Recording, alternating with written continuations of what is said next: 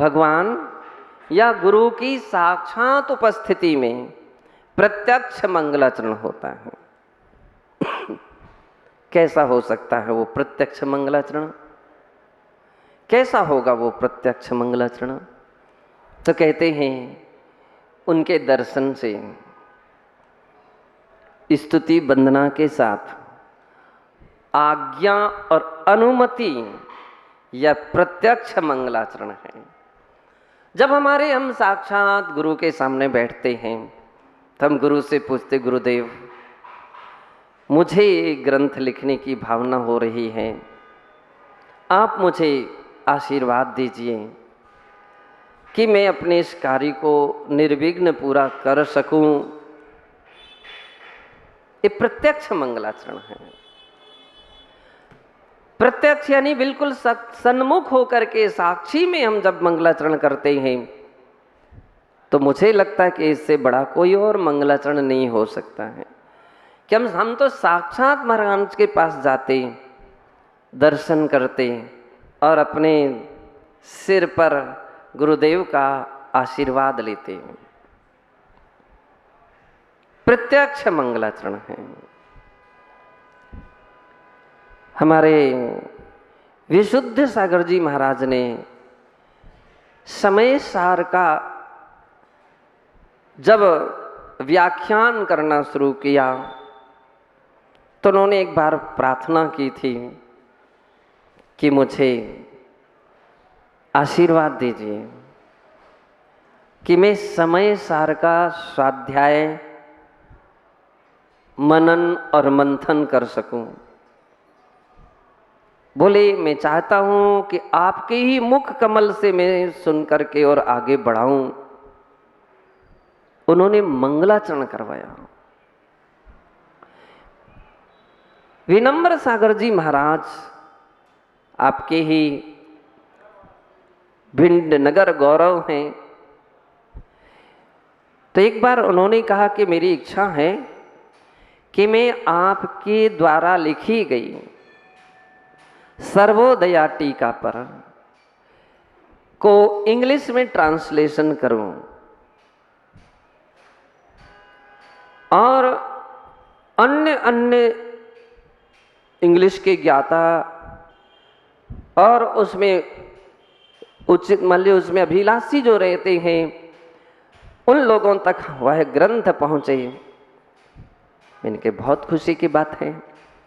बुद्धो उन्होंने पोरसा में जब मिले थे तो बोले बस आपके मुख से ही मैं प्रारंभ कराना चाहता हूं, आशीर्वाद दीजिए। कहने का अर्थ ये है कि जब हम साक्षात भगवान के सन्मुख उपस्थित होंगे तो सबसे बड़ा मंगलाचरण हो गया। गुरु के सन्मुख उपस्थित हो और उनका आशीर्वाद हमको मिल जाए, सबसे बड़ा मंगलाचरण है, प्रत्यक्ष मंगलाचरण।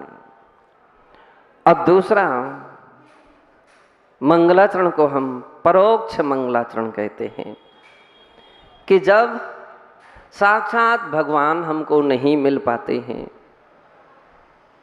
साक्षात गुरु नहीं मिल पाते हैं, तो हम उनकी फिर परोक्ष में साक्षी बनाते हैं और उन्हें स्मरण करते हैं। उनका गुणगान हम मंगलाचरण के रूप में करते हैं। तो ये परोक्ष मंगलाचरण है। अभी अपने अंदर में जिज्ञासा हो सकती है कि परोक्ष मंगलाचरण कौन कर सकता है? कौन कर सकता है? जिसने कभी ना कभी प्रत्यक्ष मंगलाचरण किए हैं अथवा प्रत्यक्ष मंगलाचरण की भावनाएं भाई हैं, वह दिन कब आए, वह समय कब आए, सही बतलाएं, वही परोक्ष में मंगलाचरण कर सकता है। जो प्रत्यक्ष में जिसने किया है, भावना भाई है, ओ ही परोक्ष में भी ग्रंथ प्रारंभ करेगा तो उन्हें स्मरण करेगा, याद करेगा, तो ऐसा ही महसूस करेगा कि हम तो साक्षात ही विराजमान हैं। जब हमारे गुरुदेव आचार्य महाराज की समाधि हो गई तो काफ़ी महसूसी जैसी छाई हुई थी। बार बार ऐसे ही विचार आ रहे थे कि अब कौन हमको मार्गदर्शन देगा, कौन प्रेरणा देगा, कौन संबल देगा, क्या होगा, ऐसे विचार आ रहे थे। और ऐसे विचारों में डूबे डूबे एक विचार आ गया कि गुरु गए कहाँ, गुरु तो यहीं हैं, हम सब गुरु के ही सन्मुख उपस्थित हैं, गुरु हमारे बीच में हैं। बतलाते हैं कि गुरुजन जब किसी शिष्यों के संघ या उपसंघों का निर्माण करते हैं तो दो समस्या उनके सामने रहती हैं। एक तो यह कि वे स्वेच्छा से चयन करते हैं, योग्य और उपयोगी समझते हैं, उसका संघ बनाते हैं।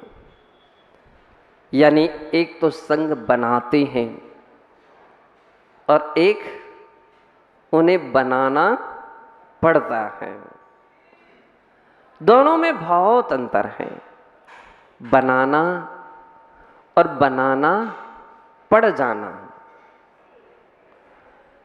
दोनों में बहुत अंतर है। मैं बात तो बनाने वालों की कह रहा हूं, जिनका संग बनाया जाता है।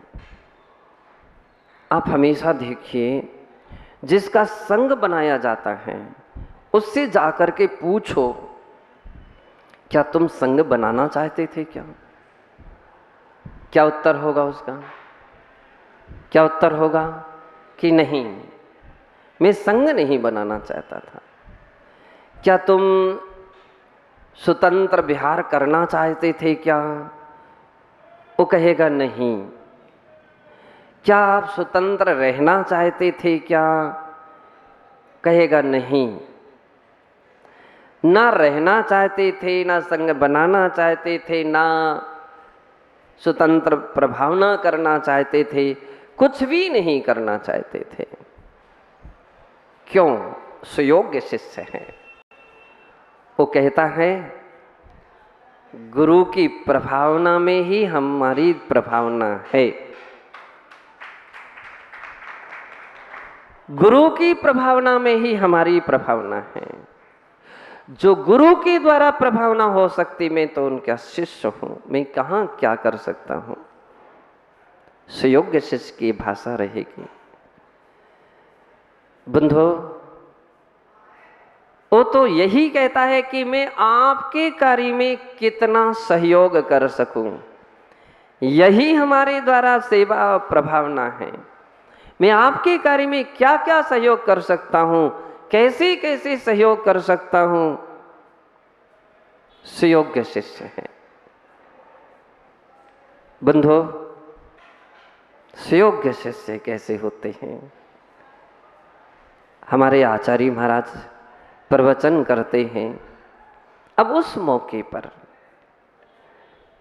कोई गाथा की आवश्यकता पड़ जाए तो सुयोग्य शिष्य क्या करते हैं? धीरे से ग्रंथ निकाल करके रख देते हैं। वो ग्रंथ निकाल करके ला दिया, रख दिया, गाथा निकाल दी। सुयोग्य शिष्य उनके कार्य में मदद, सहयोग कर दिया। बंधो, कहीं विस्मृत हो रहे हैं, उनको धीरे से कान में स्मृति दिला दी। कौन कर सकता है? कौन कर सकता है? सुयोग्य शिष्य। किसी को भी मालूम नहीं चल पाता कि महाराज विस्मृत हुए थे कि नहीं हुए थे, कि सहयोग किया तो किसने कर दिया, कहाँ से रख दी। यह श्रद्धा समर्पण सुयोग्य शिष्य जब भी रहता है तो सावधानी से रहता है, आज्ञा और अनुशासन का पालन करता है। उसको इस बात की कोई चिंता नहीं रहती कि मेरा भी कुछ नाम हो जाए, नहीं, उसको इन कोई अपेक्षा नहीं रहती। वो केवल आज्ञा और अनुशासन में ही अपना सौभाग्य मानता है। बंधो, लेकिन गुरु जब ऐसे सुयोग्य शिष्य को समझते हैं कि देखो इस संघ में रह करके भी परिपूर्ण आज्ञा का पालन करता है, अनुशासन का पालन करता है, तो विश्वसनीय वो शिष्य हो जाता है। और जो विश्वसनीय हो गया है उसके लिए फिर क्या करते हैं, वो प्रस्थान की अनुमति देते हैं। धर्म प्रभावना की उसके लिए अनुमति देते हैं। जाओ और तुम्हें अमुक अमुक स्थान पर अमुक अमुक विधान, पंचकरण, पूजा और भी प्रभावना करके आना है। बंधो, कोई भी शिष्य तैयार नहीं होता। दो प्रकार की बातें हैं, एक तो ऊपर से तैयार नहीं होते हैं और एक अंदर से भी तैयार नहीं होते। सुयोग्य शिष्य तो अंदर से भी तैयार नहीं होता, लेकिन जब गुरु की आज्ञा और आदेश होता है तो फिर वह उस दिशा में कदम बढ़ाता है। बंधो, परोक्ष रह करके भी, परोक्ष में भी ऐसा ही समझता है कि मैं अपने गुरुकुल में हूँ, गुरु के सन्मुख हूँ, तो कोई भी कार्य अनुचित नहीं करता है।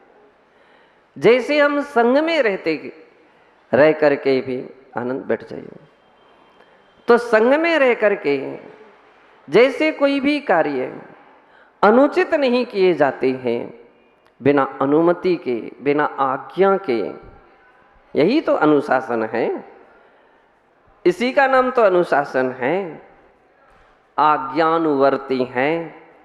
जो संग में रह करके जिसने इस व्यवस्था में ढल चुका है, वो बाहर भी रहता है तो भी आज्ञा स्वीकार करता, मांगता है।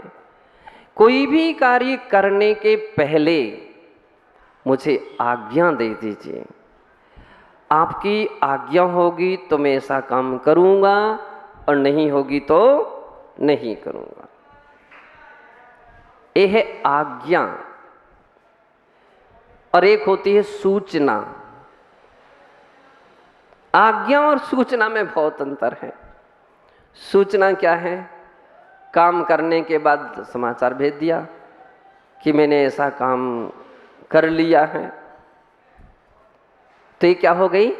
सूचना। आज्ञा और सूचना में इतना अंतर है।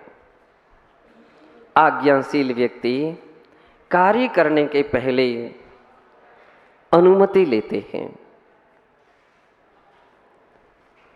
अपने विशुद्ध सागर जी महाराज को अपन ने, आप देख लीजिए, विशुद्ध सागर जी और भी विमर्श सागर जी और भी महाराज को अपन देखो निकट से, तो कार्य करने के पहले वो आज्ञा लेते हैं। मीटिंग भी चल रही होगी, सब निर्णय होने वाला भी होगा, तो भी कहेंगे सुनो संपर्क बनाओ, सूचना और आज्ञा लीजिए, इसके बाद फिर मैं घोषणा करूंगा। गजरथ फेरी तैयार हो जाती हो, अभी लगाओ अभी लगाओ। बंधो, सत्य है, आज्ञा में जो आनंद आता है वो एक अपूर्व ही आनंद आता है। लोग कहते हैं कि इसमें गुरु की शक्ति मिली मुझे लगता है श्रद्धा की भी शक्ति मिली, भक्ति और समर्पण की तो शक्ति मिली है। और ऐसे व्यक्ति हर कार्य में सफल होते हैं, असफलताएं नहीं आती। तो कहने का अर्थ है कि वो परोक्ष में भी रहते हैं तो भी प्रत्यक्ष की अनुभूति करते हैं। हम तो उसी संग में वैसा का वैसा ही हूँ जो संग में था।